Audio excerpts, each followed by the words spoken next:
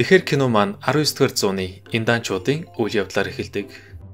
Манай гол дур болох Балиус хожид Томи нэгэн дэлгүүрт орж ирэх бөгөөд түүнийг луун гурил гээд ойр зур хэрэглэх хүнсээ авах үед зүүнөд бүлгмийн хідэн дээрэмчид морьтой давхиж ирэн Томигийн сүд бүсгүй болох халуухан үнгийг өдөж хоргооно.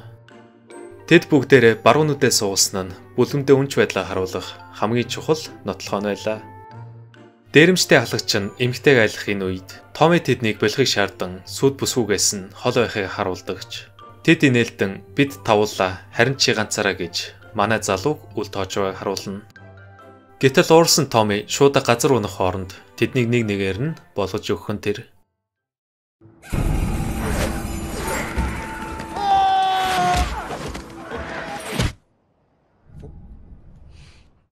Хоёр хүн алдсан ахлагч нь түнлө буудах боловч Томи нүд ирэмхийн зур тэднийг алж шонгийн модонд дөлгөн харин ахлагчийн доош харуулж усны торхонд дүүдлж орхино. Томи дээрэмчдийг ялан гэрлүүг арих гэхэд өнөх дэлгүүр эзэн Клем түүнийг асуудал тарьсан дуурлан бууга чиглүүлэх үед тэр хөлөнд нь луун зоож омогтой хоолун савжрах бөгөөд Томи дээш харуулсан сумаа амаараа барьж харуулan хэдий тэр энда хүн биш гэсэн омгийнхон хамгийн зоригтой шилдэг дайчин юм. Харин тухайн өдөр нь цагаан арьстай өвгөн түүнийг хайж ирдэг. Тэр омгийнхан нэрээ хэлж Томиг өөрхөн төрсөөхүүгээд авч явахаар ирснээ хэлэх бөгөөд үүнийг мэдсэн омгийнхан баяртайгаар оройн галын наадам хийх үеэр Томигийн Индиа болох Чарла бүргэд хизээ нэгэн цагт ийм зүйл болохыг мэдж байсан гэд түүнийг төрсөн автагаа ярилцахыг хүснэ. Томиг бав байхад ээжийн дээрэмчэд буудуулсны дараа омгийн ахлагч хүүгээр дээрээ өсгөж сурсан бүх эрдмээ түүнд зааж өгчээ. Шөнө донд Томи автагаа уулзсан яах гэж энд ирснийг асуухад Фрэнк банкнаас их хэмжээний мөнгө хулгайлж нэг газар нууснаа хэлэн одоо тэр нас өндөр болсон тул хулгаас нь $50,000 хүүдээ өгөхөөр түүнийг хайж энд ирснээ тайлбарлан хэрвээ мөнгөний авахыг хүсэхгүй байгаа бол омгийнхондоо хувааж өгч болно гэхэд нэгэн эмэгтэй тэдний яриаг нууцаар сонсч байдаг. Фрэнк мөнгийг ойролцоох толгод дээрх хөгшин нарс модны дор нуусан гэж маргааш өглөө түүнийг дагуулж явахаар болж хэдий Томи ихэндээ татгалздагч аав нөөрхийн талаар бүх хүнийг хэлэн түүнийг ятгах чадна. Ингээд өглөө нь аав хоёр явхдаа бэлддэг.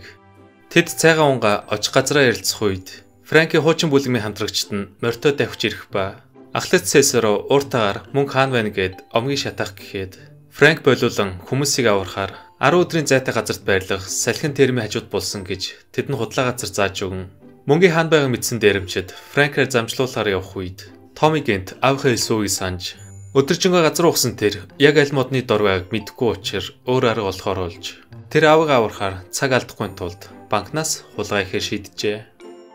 Томи тусламж хэрэгтэй гэдгийг мэдсэн Индиа аав нь түүнд хамгийн шилдэг 10 хүнээ өгөхөр болдогч. Тэр үнийг ганцаараа хийнэ гэж аавгаа аварсны дараа хоримондоо амжиж ирнэ. Юунд ч бүү санаа зовгээд үсээ тайрч гаднах төрхөө өөрчилдөг. Удалгүй тэр унаа олохоор замж явж буй хүмүүсийг зогсооно. Томи дээрэмчдэд морио алдсан гэж худлаа хэлэн тэднээс гуйж тосонлоо хүргүүлэх ба өдөр нь тосгонд түүнийг морино уснаас суух үед нэг хөгшин эмэгтэй түүнийг гэртээ оруулж аавтай найзууд байснаа хэлэн хамт өнгөрүүлсэн мөчөө ярих гэхэд Томи яриаг нь таслан мөнгөний талаар ямар нэгэн зүйл мэдж байгааг нь асууж эмэгтэй хэлснээр Рамон гих дүүтэй гэдгээ мэддэг. Томи малын сарвчанд байх дүүтэйгээ танилцсан тэд нэг эцэгтэй гэдгээ ойлгох бөгөөд тэр аавыгаа дээрэмчдээс аврахаар энд ирснээ тайлбарлан ганцаараа үүнийг хийнэ гэдэгч Рома хамт явна гэж түн туслахаар болсноор тэр хоёр хамтдаа банк дээрэмтгэхэр шийднэ. Ингээд маргааш өглөө нь тэд банк дээрэмдэх ажилд ордог. Төлөвлөгөөний дагуу Рома элжтэйгээ хамт банк руу орон менежерийн сатааруулах хооронд Томи цонхоор дамжин дотогч нэвтрэн дүүнийхээ дохиоор Себен дэх мөнгийг хулгайлах ажиллагаа эхлүүлнэ. Гэтэл яг энэ үед бяцхан Пэдэ гих тэнэгдүү залуу тэднийг шоолж инех ба Томи чимээ гаргасныг мэдсэн менежер түүнийг болиулахаар хаалгын онгойлгох түлхүүрээ хайх үеэр Петер Роман аавнаас тэдэнтэй адил банк дээрэмдэж байсан гэд Фрэнкийн нэрийг хэлснээр Роман гайхсан байдалтай тэр хоёр ах дус болохоо мэддэг. Банк дотор Томи мөнгийг шуудаалах үедээ хан дээрх бичвэрийг анзаарч аав Джоны гих хүнийг Жабонд хүрэхэд хүлээж байг гих зурус үлдээсэн байлаа. Банкны менежер түн рүү бууддагч тэр оногдлгүй цонхоор зугдах бөгөөд менежер тэр хоёрыг буудах гэхэд Романы илжиг нь хүндэрч тэдэнд зугдах боломж олгоно. Тухайн өнөөх зүүнүүд бүлгмийн дээрэмчид Томиос хариугаа авахаар дэлгүүр эзэн Клемийг бүлэмдээ элсүүлэн хэдий түүний зүүнүүд нь сайн хардаггүйж тэдний дүрмийн дагуу бүлэм нэгтгэхэр баруун нүдээ ухч өгдөг. Маргааш нь ах дүүс замд харалдсан хулгайчдыг дээрэмдэнэ.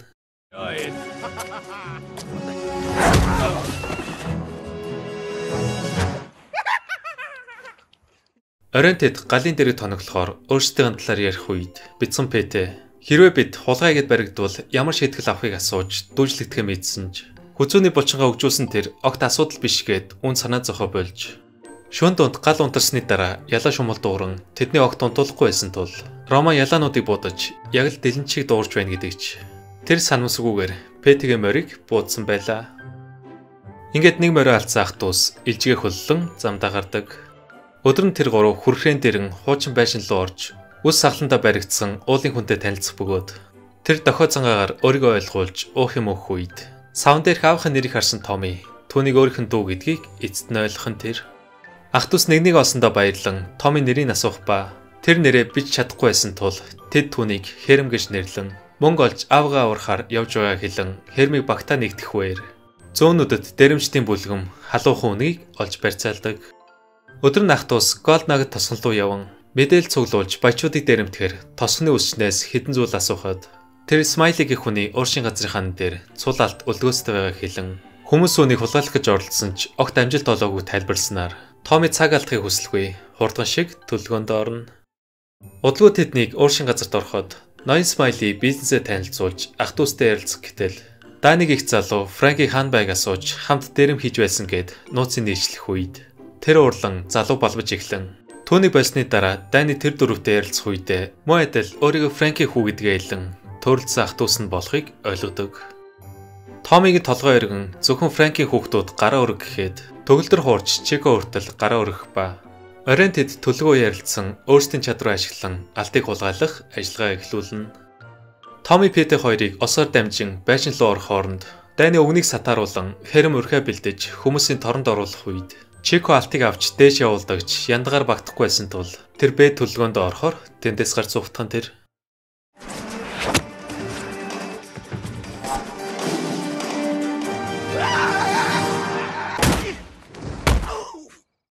Тэд алтыг хулгайлж чадсан ч Смайлид баригдан хэрвээ хөдлөх юм бол буудна гэд алтын нөхийг шаардахад гэнт Роман хүрзээр араас нь цогтөгч тэр бүтлгүүтэн санамсгүйгээр толгойг тасдж унагаадаг.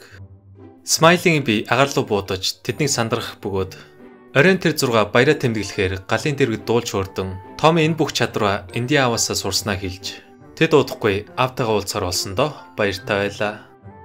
Ингээд маргааш нь тэд бейсбол тоглож буй чимэнэр сэрдэг.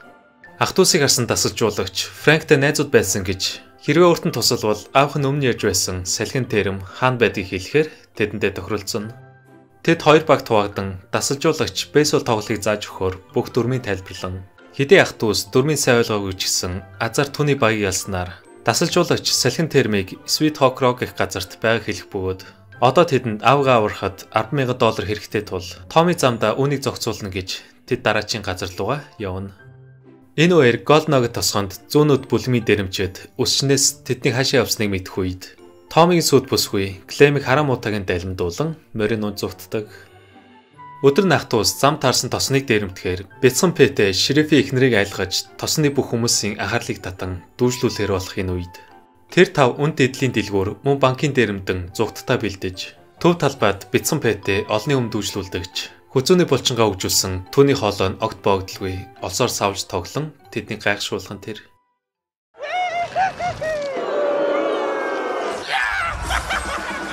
Шериф уранда залуу буудах гэхэд Томи амжиж олсын таслан дүүхийн амийг аварч тэндээс сугдах бөгөөд удалгүй ах дүүс голын усанд оронгоо автагаа уулзахдаа тэс чадан түүний ямар хүн гэдгийг асуух үед зүүнүүдэд бүлгмийн дээрэмчэд тэднийг олж ирэн буугаж чиглүүлэхэд Дани гэнт дээрэмчэд рүү галлан тэднийг сандрагдагч уудтаа мөнгөний авч морион зугтдаг. Ингээд жүжиг болсон ах дүүс аавгаа аврах итгэл найдвараа алдсан байлаа. Томи тэдэнд аав нөвцсөн гэж худлаа хэлэн одоо бидний хийж чадах зүйл байхгүй гэхэд Хэрэм нэг санаа төрж эндээс холгүй байрлах Эзекел гэх хүнийг эрт тосны баячууд цуглаж покер тоглоно гэдгийг дохио зангаар үзүүлснээр тэдэнд Томигийн төлөвөө таалагдаж ах дүүс аавынхаа төлөө баячуудыг дээрэмтгэр шийддэг.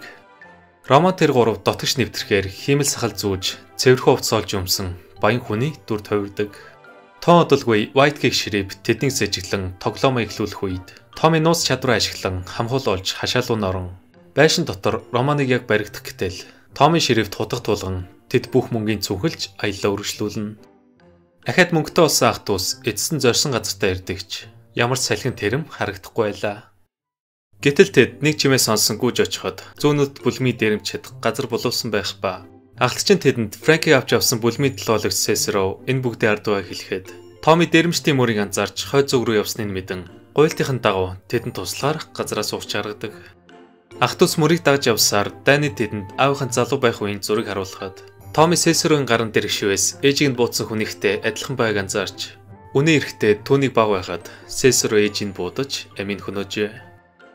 Бүх учрыг мэдсэн тэр ах дүүсээ аюулд оруулахыг хүслэхгүй энэ бүгдийг ганцаараа ихээр болж тухайн шөнө Томми тэдэнд захиа бишүүлдэн авыг аврахаар ганцаараа явах бөгөөд маргааш өглөө тэр мөрийг дагсаар дээрэмчдийн байгаа газар тэрэн Сесаро цүнхтэй мөнгө өгч хуучны тооцоогоо гээд түүнийг буудгаас өмнө Томми нүдийн ерөнхийн зур хутгаа шидэж амийг хөнөөдөг. Яг энэ үед ах дүүс мөн зүүнүүд бүлэм гээд түүнийг аврах нэмэлт хүчээрнэ. Гисэн идэж дээрэмчид тэднээс айлгүй буудалцахтаа бэлдэх үед Франк тэднийг болиулан бүх зүйл дууссан гэж мөнгө өгснөөр дээрэмчид тэднийг өршөөж морой унж явна. Франк хүүгээрээ бахархан энэ олон жилийн дараа 5 хүүтэй гэдгээ мэдэн тэдэнтэй танилцаж дээрэмчдэд өгсөн $50,000 гадна нэмж мөнгө дээрэмцсэн ах дүүс аавгаа ахиж мөнгөнд санаа зовох хэрэггүй хэлэхэд Франкийн өмнөх бодлоо өөрчлөгдөн чангаар шүглдэж дээрэмчдийг дууддаг. Үүнээс харахад Франк үндэ хизээч сайн хүн байгаагүйгээс гадна Томми өөрийн аврахаар дээрэмчдийн араас ирэхийг мэдж байсан тул тэр юу ч хэлгүй мөнгөтэй болохоор түүнд худлаа хэлж хулгай хэлүүлсэн байна. Франк өөрийгөө дээрэмчин гэж тэдний ачаар мөнгөтэй олсондоо баярлан үл цуудтай мөнгийг сүд бүсгүйгээр солилцох санал тавих бөгөөд бүх учрыг ойлгосон Томми тэдэнд өгсөн цүнхэнд өөр зүйл хийснээ хэлснээр Франк дотор нь дэсрэх бодис байг харан агаарт дэлбэрхэн тэр.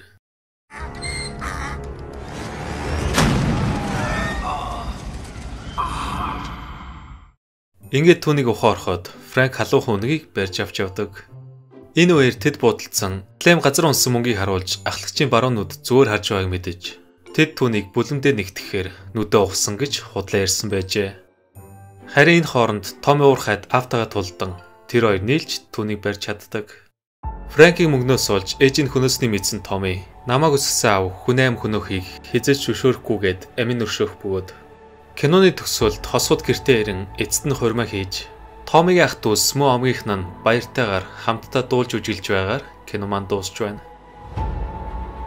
За тэгээ бичлэг маань таалагдсан бол лайк, саба дараад дараачийн сонирхолтой киногоор уулзцгаая. Түр баяртай.